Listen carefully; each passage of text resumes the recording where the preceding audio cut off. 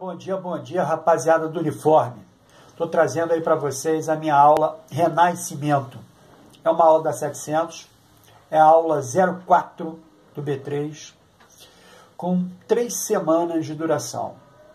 Possui 12 conceitos históricos e o maior deles é Renascimento, com 1.115 símbolos e tempo aproximado de produção historiográfica de 29 minutos e 22 segundos. Agora a gente passa aí para o outro lado, onde eu apresento o arquétipo e faço o comentário de cada um dos conceitos históricos. Vamos junto.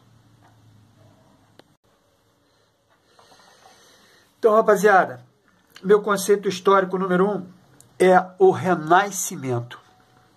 Desde o século XII na Europa, começou a se processar uma lenta transformação em termos culturais e mentais.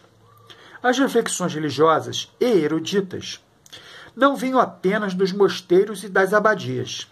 As cidades medievais tornavam-se centros de intensa produção intelectual. Ler, escrever e calcular era indispensável à prática do comércio.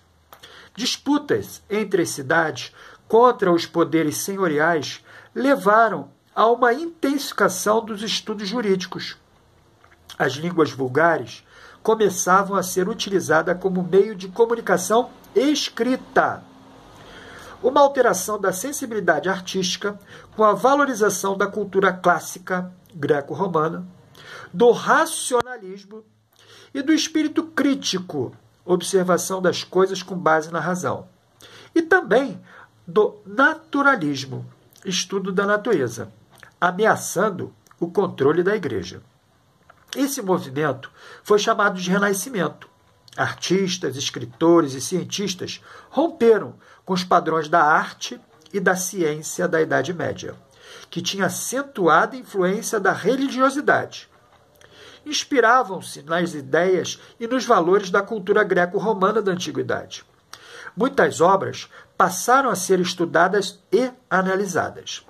Consideravam que as pessoas tinham um papel ativo nos acontecimentos cotidianos, negando a visão medieval de que os homens seriam espectadores dos acontecimentos planejados por Deus.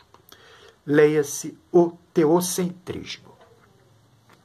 Notem que eu vou apresentar 2 conceitos que estão diretamente relacionados ao Renascimento, que é a base da formação intelectual do Renascimento.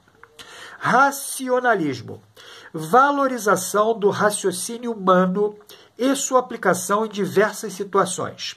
Embora fossem cristãos, eles procuravam separar fé e razão, buscando explicar fenômenos da natureza e acontecimentos sociais e políticos. Humanismo. Na Idade Média, a maior parte das pessoas acreditava que todos os acontecimentos cotidianos eram determinados por Deus.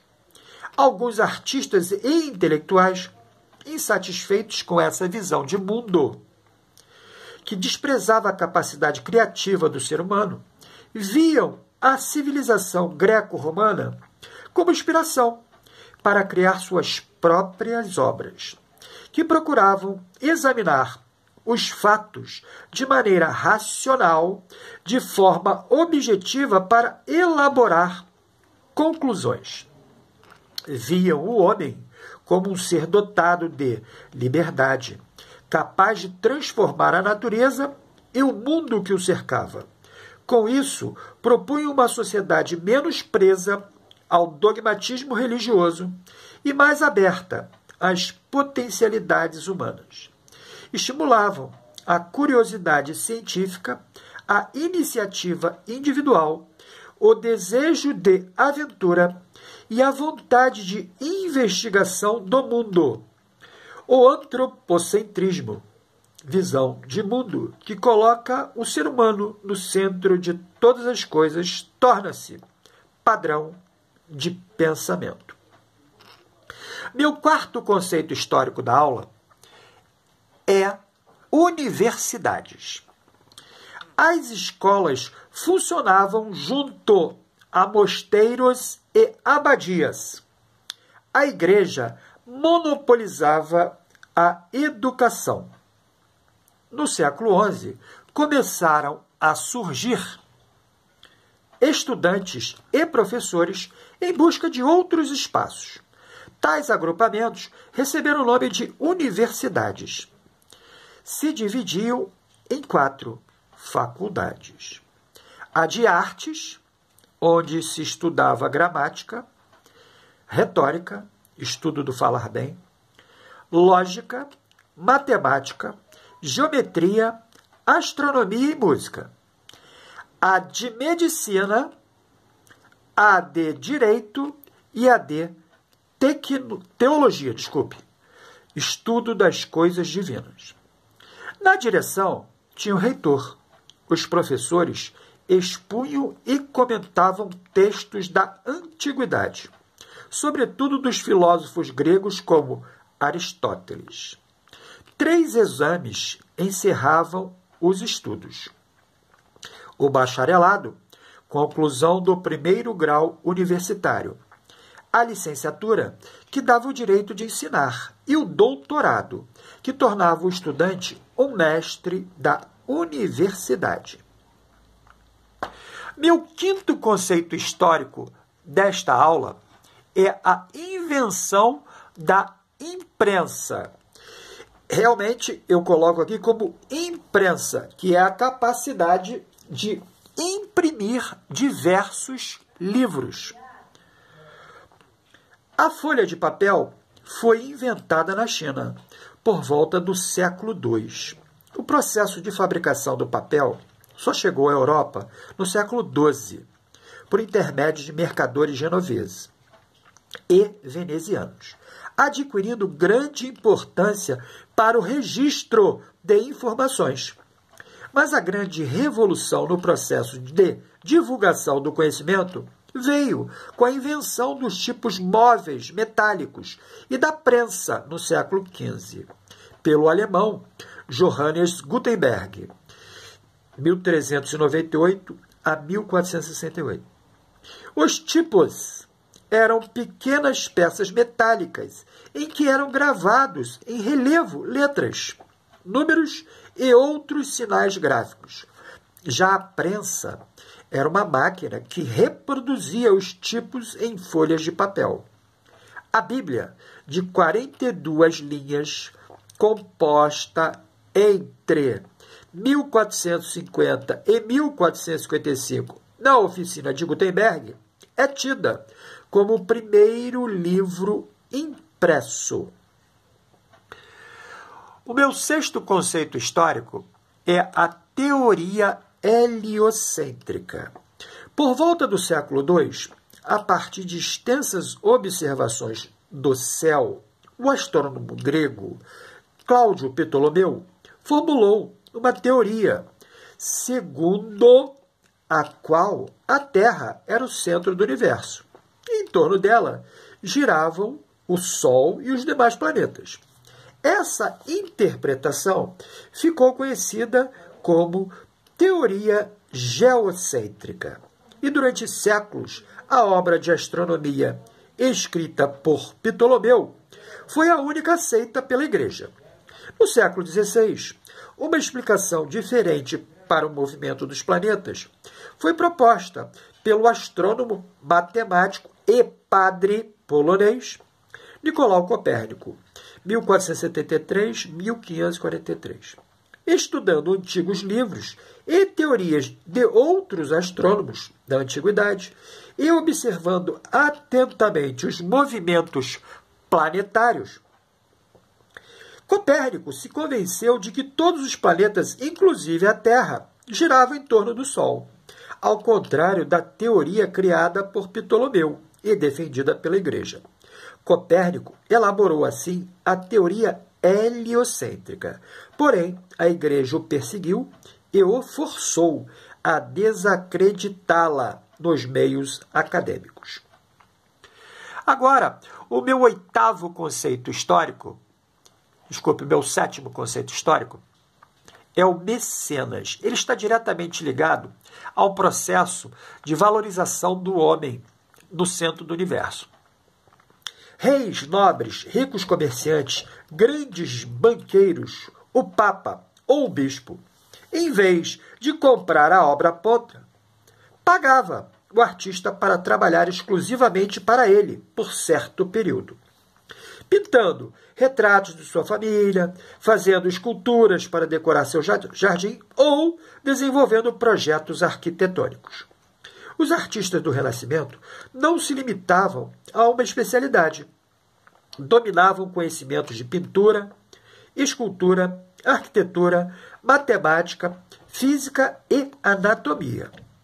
Quanto mais conhecimentos e habilidades dominassem, maior era o valor que podia cobrar por seu serviço. O individualismo começa a fazer parte dos valores da burguesia. Os lucros obtidos com a venda de mercadorias e com os empréstimos reforçavam o otimismo.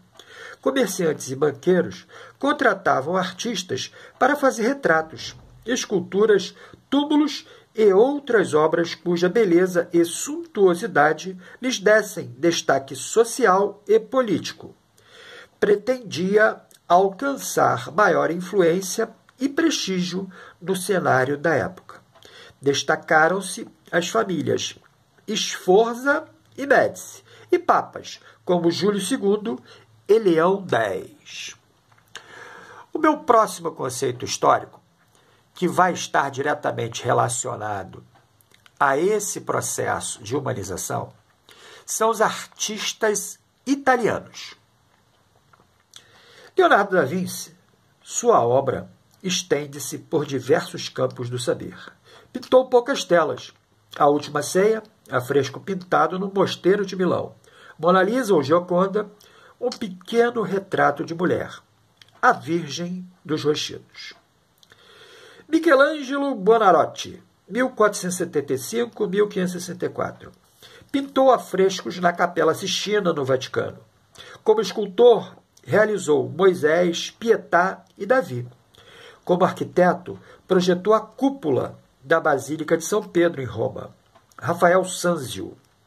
Atendendo a pedidos dos papas Júlio II e Leão X, passou a viver em Roma, onde fez afrescos para decorar o Palácio do Vaticano, além de ter pintado a Virgem Maria com o menino Jesus, a partir de 1514.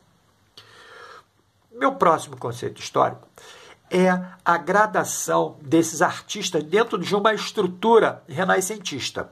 E nós vamos classificar como etapas do Renascimento. Trecento, no século XIV, é considerado uma transição do estilo gótico para a cultura renascentista. As cidades de Florença, Pisa e Siena foram os centros dessa primeira fase. A segunda, o Quattrocento, no século XV, teve como centro a cidade de Florença. A terceira, o Cinquecento, no século XVI, centrou-se na cidade de Roma. Nessa fase, os papas procuraram demonstrar o poder da Igreja, financiando obras de arte.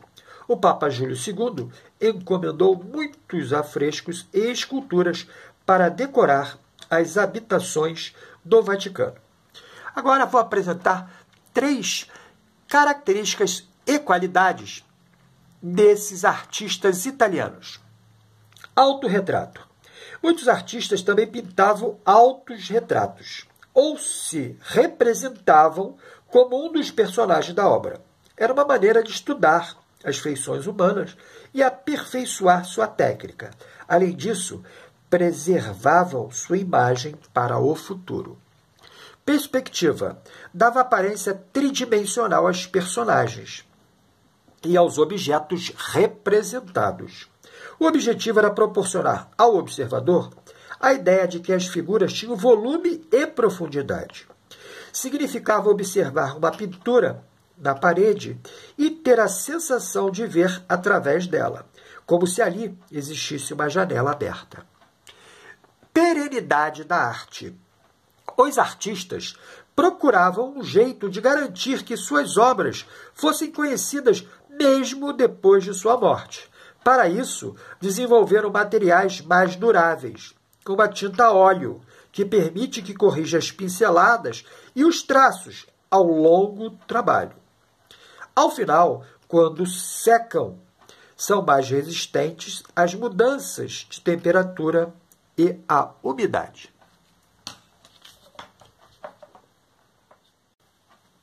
E assim, rapaziada da 700, eu termino meu comentário da minha aula Renascimento.